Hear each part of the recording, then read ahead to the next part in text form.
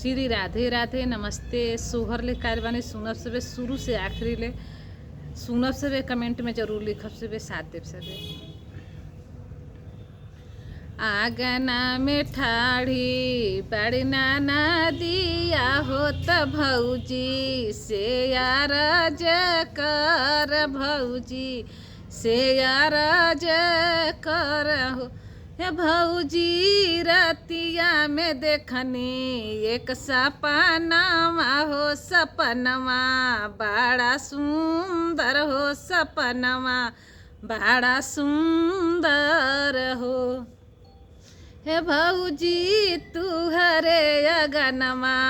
खिलल फूलवा हो कि फूलवा पूरा अगनमा महा के हो कि पूरा घरवा महा के लाहो हे भौजी तुहरे जे भैना जोड़ा लाला नावा हो अगनमा पूरा खेल हो अगनमा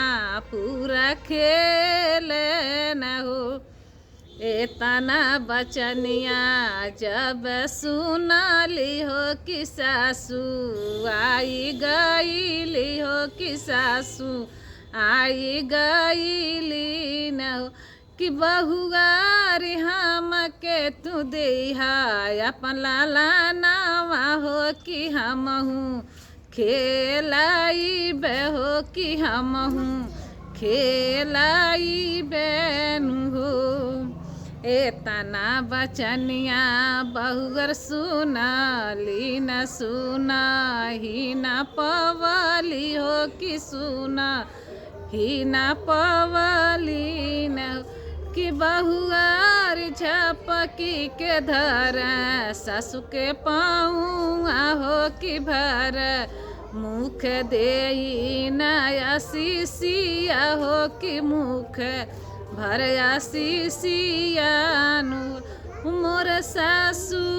हरा भरा है घर आगनावा हो कि गोदिया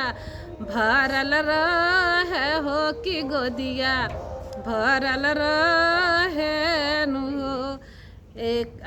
9-8 बीती गई न हो कि 2-4 गई न हो कि 2-4 गई नु कि ललना भौजी के भैना नंदलाल हो महलिया उठ सोहर हो महलिया उठ सोहर हो एतना बचनिया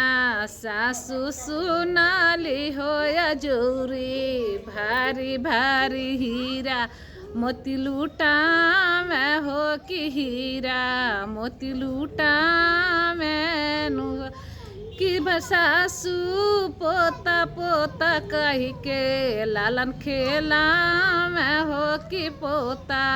कही खेला में नु